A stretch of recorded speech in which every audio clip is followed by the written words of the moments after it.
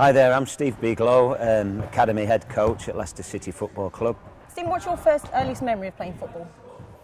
Earliest memory is probably kicking about in the back garden or on the beach, on holiday time with my brother and my dad, and then at school, infant school, always a ball about, always playing, kicking the ball about, and generally just enjoying it. Were you the best player at school?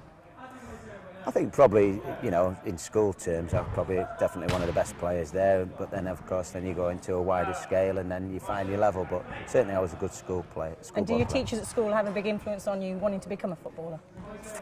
Not really, no. I mean, I went to a rugby school actually. Oh yeah. Thorn Grammar School, which You're no was good a big at rugby disappointment.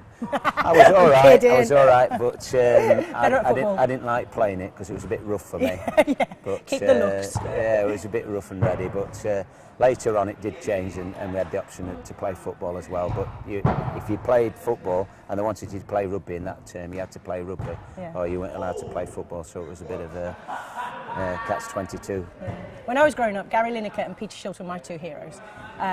Mainly because Gary Lineker was good looking and I played in goal a bit, so I pretended to be Peter Shilton. Who was your hero when you were growing up?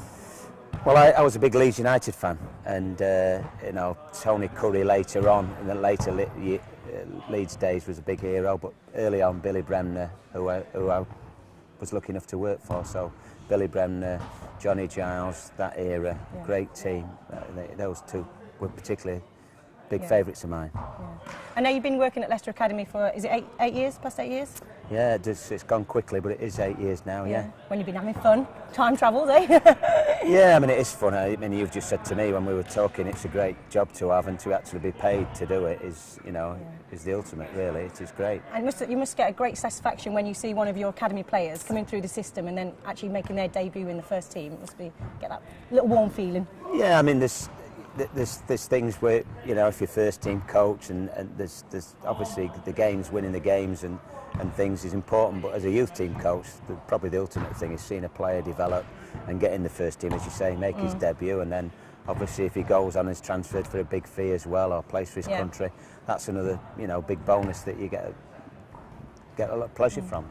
And you have like some 11-year-olds coming through the system, quite young players. What advice do you give them to when they're that young, whether it's a slim chance some of them may make it or may not? What advice would you give them? I think the big thing is to enjoy it, and I think there's a lot of pressure put on kids, and quite often it comes from the parents, and I think they've got to enjoy it and express themselves and just be prepared to play in different positions and play with a smile on their face. And I think if that happens, then if they're good enough, then they'll get the opportunity to play at a more serious level. But at that age, it's about enjoyment. Surely that must be prime thing should be enjoyment. Yeah, that's the thing. Like when I've walked past parks and stuff, and I see parents screaming at kids, and they're 5 and 6, and you just think, oh, they just want to kick a ball. They don't, they're not really that bothered about the result and stuff. And you must have to influence the parents coming through the system to give them that good advice. Well, to be fair, I think the academy structure has done well for that. Yeah. They have influenced parents in terms of letting the kids play, standing back.